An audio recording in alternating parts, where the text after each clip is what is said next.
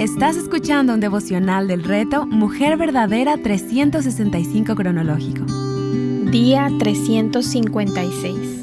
Hebreos, capítulos 7 al 10. Escrito por Mónica Valadez y leído por Susana Decán.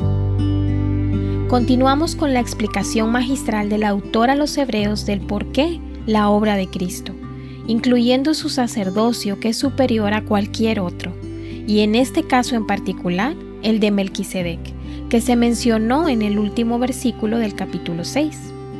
¿Quién era Melquisedec? Si ustedes recuerdan, este sumo sacerdote fue mencionado en Génesis 14, versículos 18 al 20, un sacerdote del que no se conocía mucho. No se sabía sobre su parentela ni su origen. Solo se menciona que su nombre significa Rey de Justicia, que era rey de Jerusalén y sacerdote del Dios Altísimo. Este sacerdote es nombrado brevemente, pero su importancia radica en que apuntaba a un tipo de Cristo, que la epístola de los Hebreos confirma. ¿Por qué? Porque el sacerdocio levítico era hereditario, pero el de Melquisedec no lo fue, así como no fue el de Cristo, quien descendía de la tribu de Judá y no de Leví. Así, el sacerdocio de Cristo está por encima de lo que la ley mosaica y el sistema levítico habían establecido. Ese sistema de sacerdocio fue reemplazado por un nuevo pacto, un nuevo sacerdote con un nuevo sacrificio, uno mejor, perfecto y eterno. Así pues, el carácter divino y santo de Cristo es una prueba más de la superioridad de su sacerdocio.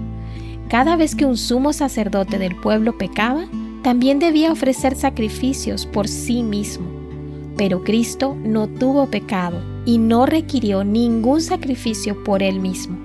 La obra de expiación de Cristo se hizo una sola vez y para siempre, porque él mismo fue el sacrificio perfecto que todos los pecadores necesitaban. Es decir, que este sacrificio nunca se repetirá, pues Dios designó a su Hijo como el sumo sacerdote por excelencia y cuyo sacrificio ya fue hecho para la propiciación de nuestros pecados, que es lo único que aplacó la ira justa y santa de Dios en contra del pecado. Cristo fue el cumplimiento de todos los símbolos y sombras del Antiguo Testamento. Este nuevo pacto, que es mucho mejor y que fue prometido muchos siglos antes, ahora nos permite el acceso al trono de Dios, pues nuestro sumo sacerdote está sentado a la diestra del Padre. Ya no hay lejanía como la había en el tabernáculo en medio del pueblo. Ya no había temor de ser destruidos por el fuego consumidor de Dios. Ahora Cristo ha abierto camino al Padre. ¿Estás apercibida de esto?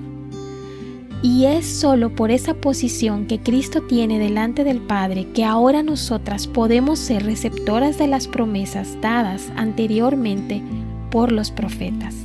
Pues ahora la ley está escrita en nuestros corazones gracias a la obra de Cristo. ¡Oh, gloria a Cristo! Porque a través de su propia sangre entró al lugar santísimo y por medio de su sacrificio hemos recibido la redención eterna. Por eso Cristo es el mediador de este nuevo pacto, del que nos ha hecho parte por medio de su muerte. Y así como Cristo fue ofrecido una sola vez para cargar nuestros pecados, el hombre ha sido designado a morir una sola vez para luego entrar al juicio y recibir la salvación si verdaderamente ha puesto su fe en el sacrificio perfecto de Cristo. Porque no hay ninguna tradición, ni ritual, ni sacrificio que pueda cumplir lo que Cristo pudo cumplir al sacrificar su vida para salvación, como dice Hebreos 10:14. Porque por una ofrenda Él ha hecho perfectos para siempre a los que son santificados. Así que, habiendo recibido el perdón por los pecados, todo aquel que cree en Cristo ya no debe presentar ofrenda alguna por su pecado, ni a alguien más en su lugar. Nuestra salvación es por gracia, nunca ha sido por obras. El último capítulo de nuestra lectura de hoy termina con 3 puntos de recordatorio. Número 1. Mantenerse firme.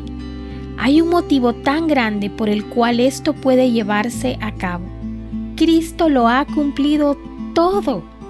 Al creyente le corresponde creer por la fe y no vacilar, y usar los medios de gracia que Dios ha provisto para perseverar al lado de su familia en la fe, estimulándose al amor y a las buenas obras, congregándose o viviendo con la realidad de que el fin se acerca.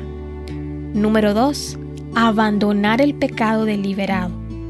Luego de haber conocido la verdad, no hay razón alguna para seguir en el mismo patrón de pecado, porque entonces significará incredulidad en el corazón y pisotear el nombre de Cristo, y la consecuencia de ellos es el juicio de Dios en el infierno. Horrenda cosa es caer en manos de un Dios vivo. Número 3. Perseverar en medio de los padecimientos y persecución. El autor les recuerda a los hebreos que hay una posesión eterna que no les será quitada y por la cual vale la pena mantenerse en pie. Hay una promesa que será cumplida porque Dios es fiel y Cristo vendrá y no tardará, y el justo por la fe vivirá. ¿Lo crees? Para meditar. El capítulo 10, versículos 32 al 39, nos ofrecen un fundamento para vivir bajo sufrimiento, injusticias y persecución. ¿Lo notaste? Ellos debían traer a su memoria que soportaron una gran lucha de padecimientos. Fueron hecho espectáculo público en sus aflicciones, siendo compañeros en esto. Aceptaron con gozo el despojo de sus bienes. Quizá estás tentada en pensar que esto solo sucedía en aquel tiempo, pero no es así. Quizá te has quedado sin empleo y has sido desalojada de tu hogar. ¿Cuántas veces por ser cristiana te han ridiculizado? ¿Cuántas veces has pasado por pruebas difíciles? Esta verdad sigue siendo relevante porque los hebreos nos enseñan cómo atravesar este tiempo, con gozo y con fe, poniendo la mirada en la gran recompensa, esa ciudad celestial, la que todos los hombres y mujeres del Antiguo y del Nuevo Testamento esperaban, y nosotras esperamos. Con esto en mente, ¿de qué manera tus pruebas pasadas han fortalecido tu esperanza y perseverancia? Casi siempre, en medio de la dificultad, lo que traemos a memoria son las situaciones alegres del pasado que no nos ayudan a vivir nuestro presente con esperanza. O traemos a memoria los hechos que pasaron para buscar un culpable de lo que estás pasando o sintiendo. O nos afanamos al centrarnos en la circunstancia. Este capítulo nos enseña que lo que traemos a memoria o lo que recordamos en medio del dolor es lo que atesoras. Sin embargo, la actitud que te ayuda a enfrentar las pruebas es una mente informada en la obra de Cristo, que recuerda la obra de Cristo, del mejor sacerdote, profeta y rey que existe, como el fundamento para perseverar y poner nuestra esperanza. Alabemos a Dios por su misericordia y bondad en salvarnos.